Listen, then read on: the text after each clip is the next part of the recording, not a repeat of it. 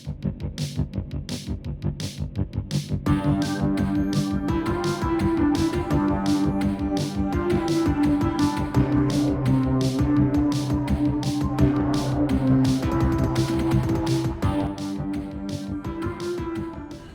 folks, welcome back to the buffet. It's Levi, bringing you more soulsy goodness. If you've been a fan of the channel, you know I've somewhat taken over the mantle of the Souls resident expert here, contrary to what Hank says, completing almost all of the Souls games From Software has to offer. Except Sekiro. I just don't like Sekiro. Anyways, I digest. Naturally, when From Software announced their newest installment, Eldenring Nightreign, you knew it was going to be an instant buy for me. Then the details of what this game actually was started to pour in, and I quickly started to wonder if this was something I even wanted to play at all.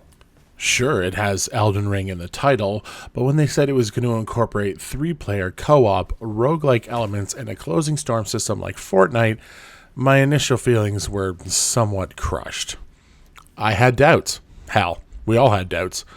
But silly old Levi still went ahead and bought the game, not fully knowing what to expect. So with that mouthful of descriptors and game styles all crammed into one, does Eldenring Nightreign stand up to its other brethren in the From Software world? Let's dive into a fresh expedition of Nightreign and find out. The game drops you into a quick tutorial, hammering home the idea that this game is much faster in speed than regular Elden Ring. Your characters move fast as if they were riding Torrent in the base game. It's a nice change, and there's no fumbling with your controller trying to summon Torrent in the field. With a click of a button, you're off to the races. Traversal is also pumped up a bit with your jump. You can now do a ledge jump ability that allows you to get an extra jump off of your initial, letting you grab ledges and vault over with ease. The initial game did not allow for any of this type of traversal. They really pushed these two systems to allow for fast, smooth traversal for the entire terrain, which helps to keep the maddening pace up at all times. Slow and steady Elden Ring, this game is not. There's also a revive system at play when you're in a team. It's an ever-punishing system though. After each death, you will add a section to your revive wheel, we'll call it. When down, your teammates need to attack your body, reducing the wheel until it's removed and you're back in the fight. This adds a frantic issue that needs to be resolved before you despawn. At first it's fairly easy to revive your teammates, but after each death, the wheel fills more and becomes more and more difficult to remove, making for some serious risk-reward to reviving your teammates. To be honest, the best teams just don't have deaths, and that's of course always easier said than done. These few changes to dying and exploring are all a definite must in this game, as the game really is meant to be played at a staggering speed. Before we jump into the nuances of a round, let's talk characters. Yes, characters. There are no character creators in Nightreign. Instead, you are provided with classes that have preset skills, stat points, and ultimates that you can use throughout your run. The game initially offers 6, but you can unlock 2 more through some short quests that the game throws at you. After your first completed run, defeating a boss, you can unlock the 2 remaining classes by doing some simple tasks. Once you have all 8, you're off to the races. In Elden Ring, the whole point is making your character your own. In Nightreign, they preset them for you, and I feel they actually do a good job of making each class feel unique but still letting the player tackle a round in their own way, to a certain extent. There's the Wilder class, who specializes in close-range melee combat using greatswords. He's somewhat tanky, but really meant to be your DPS character. He's a somewhat jack-of-all-trades character that anyone can try first. There's a Guardian, who is straight up your tank character. His passive shield abilities make him very hard to take down if you know how to manage your stamina. He has some great whirlwind attacks, and also is able to revive your teammates with his ultimate. There's the Raider class, who is balls out strength build and is slow but hits like a dump truck. He can tank hits as well, and he can buff the other teammates with his strength pillar. There's a Mage, who is a mage, does well with spellcasting, and needs to manage their FP costs to ensure they aren't left dead in the water. can be a challenging class, but once you figure it out, it can be really fun. The archer is a mid to long range who can handle flying units and is generally meant to slowly chip away at the enemy. He also marks targets for the rest of the team to damage. He's low-key one of the best characters and is also one of the few that you'll probably solo run with for your first time. The Executor is based on Sekiro's parry system and wields a massive katana that builds up charges when parrying. He also specializes in status effects and can be devastating if used correctly. He is very much a risk-reward style and can be a very hard learning curve for new players. The two remaining unlocked classes are Duchess and Revenant. Duchess is a fast glass cannon who can do massive damage in short bursts but also has low health, so it's important to jump in and out of combat at all time. She's the only one that gets a double dodge as well, so her playstyle is meant to be fast in both attacking and leaving the fight. Lastly is the Revenant, who is a magic user also, but her special sauce is summoning spirits to help in the battlefield. To be honest, I am not the biggest fan of her style, but I have been on teams where if someone knows how to play her, she can be just as strong as the rest of the team. All in all, each class feels very well balanced, and I've had a great time trying them all out. With the classes, it's important to embrace that you won't be adjusting stats, so you play and aim for weapons that match their preset skills. The more runs you do, the more you understand what works with who. And runs you will have. So we're just done with phrasing, right? That's not a thing anymore? I mean, runs you accomplish? Well, even that's a bit of a stretch at the beginning. You're almost certainly going to lose many rounds just trying to learn how the game really functions. When you hop into a match, you're whisked away by, yep, you guessed it, giant birds, classic FromSoft, and drop down onto the battlefield known as Limveld. Limveld is about the size of Limgrave in the original game, so it has a decent amount of space to cover. The main goal is to head from points of interest on the map as fast as possible, looting the bosses and chests along the way, building up your character's weapons and spells, all while leveling up your character to ensure you're gaining health and magic in a timely manner. No need to worry about where to spend your stats. The game chooses for you based on your character's preset stats. It's nice not having to think about it because really there's no time to waste. Timely manner is the name of the game here. The whole point is to be doing everything at lightning speed. If you're spending any time thinking about where to go or just killing mobs of trash, you're wasting your time and your team's time. I would argue the biggest learning curve is understanding just how fast you need to play and be moving through the map to ensure you're set for your boss battles. You have about 15 minutes before the outer circle begins to close in.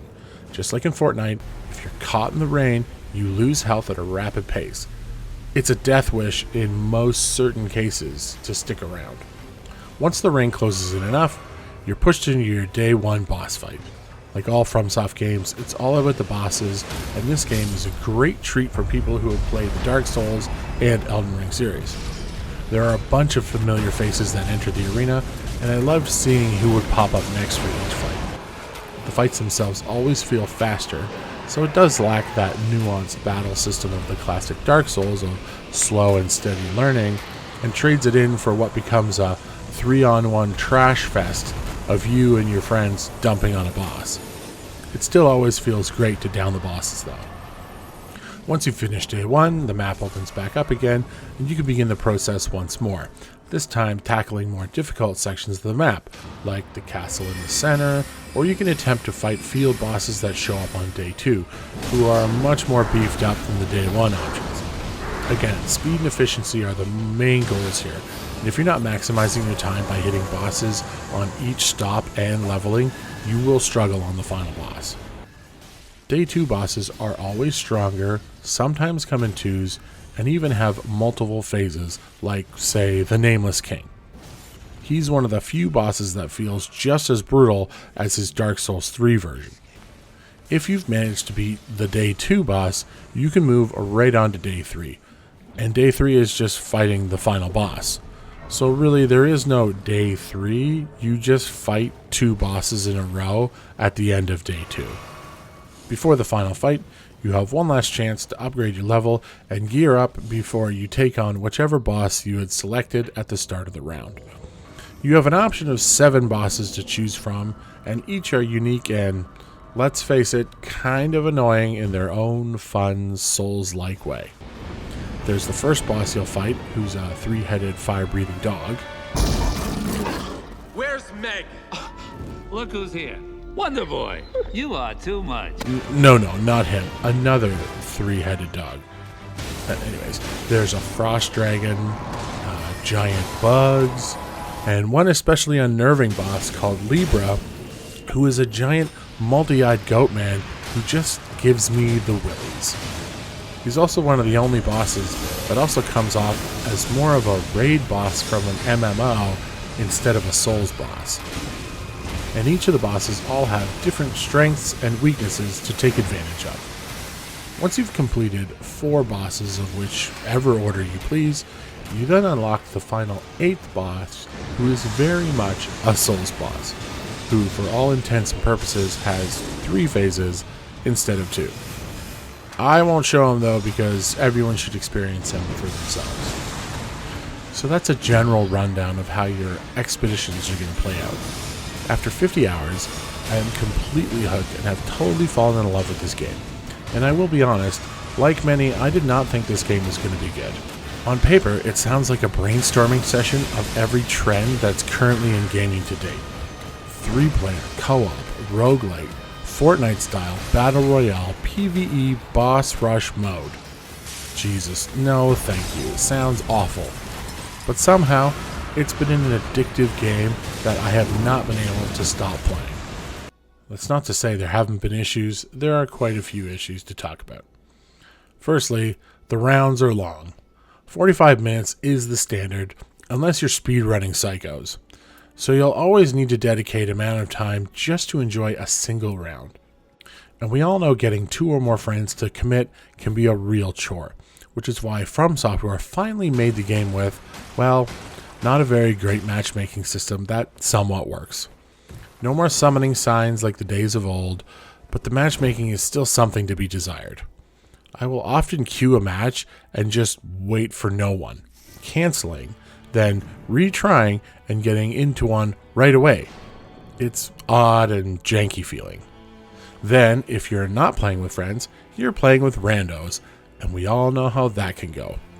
Now, to be fair, I had a 5-game win streak with randos alone, and it was a spectacular time. All those matches were godlike runs where we all knew what was happening and how to move about the map. We killed every boss in perfect order and even completed the special events that can happen in a round. When things are good, the rounds feel amazing and you feel like a true god just dominating the battlefield. But with every awesome team, there is 3-fold the amount of morons who will seemingly ruin a run because they refuse to stick as a team. Sure, you want to hit up that church and gain an extra life flask, but you chose to ditch us and head alone? Then you died along the way and lost your runes on a level, putting you back and slowing us all down? Great. Great decision. If you're not running in a squad of 3 at all times, you're just killing a run. You're not sharing items, leveling up together, or gaining runes as fast as is needed, and you're blowing the whole round for nothing. It's a frustrating endeavor that only ends in a failed run. Now, why not just talk to your squad? Tell them where to go. Well, unless you're playing with friends in a group chat, there is no mic communication built into the game in general, which is such a missed opportunity for a game that is essentially pushing a 3-player co-op game. Why, FromSoft? Why? Add voice chat, please. The entire game hinges on good communication, and you didn't include it with random matchmaking. It's such an odd choice. And not to mention the player dropouts. If you join a team of 3, you may be blessed with a disconnect and suddenly you're playing with 2 people and the game is scaled for 3, making every encounter way harder than it needs to be. Okay, fine. Just leave the match? Well, you'll get a penalty for that too, even though it's not your fault because you weren't the one that got disconnected, because somebody else was booted. None of it makes sense. the matchmaking can be a really huge downer, especially in the middle of a decent run. Here's hoping From Software works on correcting their matchmaking issues sooner than later. Then there's Solo Run, which I haven't really talked much about. I have completed some solo runs, but I really don't enjoy them as much as being on a full team. The game does scale with increased runes and you do more damage overall, but the rounds can just last way longer, and getting to the final boss only to lose to some AoE attack can be really frustrating. At this point, I just don't think the game is designed or meant to be played solo. And I'm sure in the comments people will say, oh, get good, or oh, it's too fine, yada yada. But I just don't have an enjoyable time in solo, so I honestly can't really recommend it. With friends, this game is great. On a team of randos as 3, it can be great. Any other option in this game is not fun, at least for me. So I highly recommend, if you're buying this game, be prepared to either rope your friends in and have a blast, join a crapshoot of 3-player matchmaking, or suffer an endless battle in solo. The choice is yours. With all that said, I still really like this game. I like it a lot. I did not think that it was going to be the case. I initially had buyer's remorse leading up to release date because I just didn't think it was going to be fun or hold my attention, and I'm glad to say I was completely wrong in that aspect. The controls are tight, traversal is fast and engaging, the classes are all unique, and the bosses are some of the most fun I've had in a Souls game to date. The final bosses are all stellar, difficult, and a total triumph to defeat. The world and design is just as beautiful and fantastical as Elden Ring and Dark Souls have ever been, and I have not regretted buying Nightreign since release for a single second since playing. That being said, this game may not be for everyone.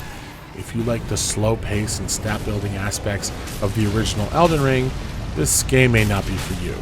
It's a 3-player game, fast-paced boss rush that does its own spin on a battle royale formula. I can see a lot of solo players not enjoying their time if those things aren't your cup of tea. But if you can handle the speed, the boss mechanics, and love the overall FromSoft formula, this game is a must-buy.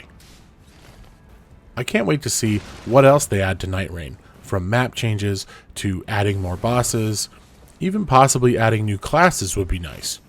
I'm excited for the future of Nightreign, and I'm pleased to say From Software has created another exceptional game to add to their roster. Thanks for watching, folks. I hope you enjoyed my take on Eldenring Nightreign. It's a total blast. If you think I'm wrong or missed some important points, comment down below. Don't forget to like and subscribe, and help us we Tarnished grow into big Elden Lords. Thanks again, and I'll see you on the next one.